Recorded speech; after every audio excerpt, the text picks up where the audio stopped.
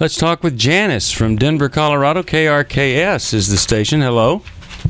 Hi, how are you? Great. How about you? What's going on? Well, I have a question for you. The other day on your show, you talked to a gentleman who had a problem with getting in a relationship, and then all of a sudden they ended. Yeah. And you gave really good advice for the guys. But why does that happen to us girls? Okay. And so the question for us would be, why does it happen, or for you, or for women in general? What's the... Well, how... I've had this happen 3 times. And it's just like everything's going spectacular. I mean, we go on dates, spend massive time together. Do you think this happens more with men doing it than women doing it, Janice? I don't know. I think kind of. I mean, there's casualties on both sides. So is the question, why do people bail all of a sudden impulsively, or is the question, why do women get dumped on more? Well, I don't know. You explained very clearly why it happens. You said because the guy was being complacent and just doing whatever and, going along, and he needed to add a little friction into the relationship. No, I got it. I'm just asking. I'm asking on the day of that show. Did we make it sound like that was a guy thing? Because it's really not. It's a people thing. Okay, because and my problem is they don't just. The relationship doesn't end. They just drop off the face of the earth. Right. They're not being respectful. They're not respectful. They bail. Well, without a phone. I mean, like the last date I have is everything's wonderful. I'm going to call you tomorrow, and we actually had plans for the following weekend. So you've got a research project to do. You need to sit down and recontact 3 or 4 of these guys until you can get someone to tell you what it was that put them over the edge or caused them to just drop off the face of the earth, that would cause them not to respect you enough to say, hey, this isn't working. There's more than one reason is what Steve's saying. I mean, Sherry, I'm in the middle of this. You've seen this happen. Oh, I have. How old are you? Can I ask, Janice? 52. Okay. Well, precisely my point. Old enough to know better. No, well, I don't know. We are, my dear. We are, my dear. But I was just sharing with the gentleman here. I said, it's... Maybe it's just me, but it just seems like the older we get, the more hurt we become, and we start doing things that hurt other people. Hurting people hurt people, and some of the more wounded people are us as singles. We have issues. Hi, my name is Sherry. I have issues in the single world, or I wouldn't be here, right? And I'm dating men that are in the single world that have issues, and we hurt each other. And I don't know. We need to stop it. Because we're just trying to get to know one another. We can be friends and offer truth to one another, but because of those wounds, sometimes we do things that end up creating more wounds. And I hear almost a little fear starting to create in you, like, what's happening here? I've had this happen 3 times.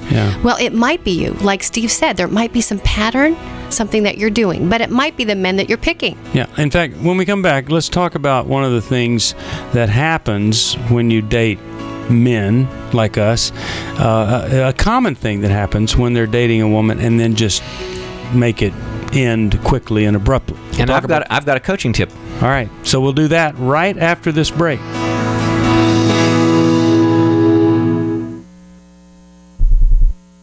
You think I'm a great person, full of life and fun to be around. You say you love me, but if you knew what was going on in my head, I don't think you'd love me anymore.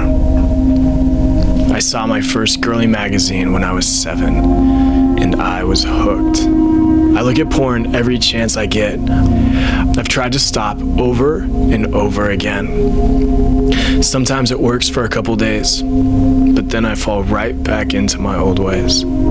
At New Life, we've helped thousands of men just like this find hope, healing, and a plan to move forward with their lives through our one-of-a-kind Every Man's Battle intensive weekend. Call us right now at 1-800-NEW-LIFE. That's 1-800-639-5433. I want to stop. I need help. I can't do this on my own. 1-800-NEWLIFE. I just absolutely believe in the mission of New Life, and I feel that the materials provided and the biblical counseling perspective is so valuable and not available in so many places. And New Life and membership in Club New Life provides access to the live program and also CDs available to listen to. So I know it's easy to turn on the radio and receive the benefit, but those services don't come without expense. And I would sure like to see the program remain on. So I would like to challenge listeners who listen and receive benefit but haven't yet given to actually give this year and continue the giving, of course, because more people need to hear. Call 1-800-NEW-LIFE and ask how you can start your Club New Life membership today. 1-800-NEW-LIFE.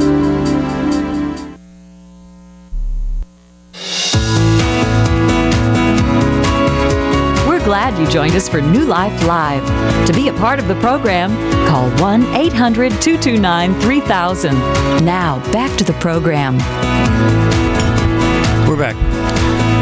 We're talking about dating with Janice, and I just want to make the point that sometimes men are really hurting, and they get excited about a new person to date, and then after a couple of dates, they realize that that person isn't fixing what's deep down inside. It doesn't, and it didn't provide the instant solution to everything. And so they just say, "Forget it. I'll go on to somebody else." And they never ever get better, and they never ever take care of the wound that produces this kind of separation.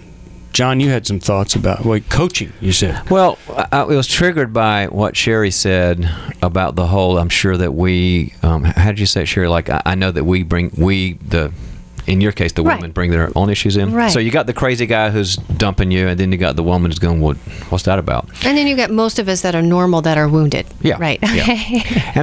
And what I always tell people in that world is, let's go back to Matthew 23, where Jesus said, clean out the cup. We all have a cup inside. And I think the problem is you bring your cup into the dating world.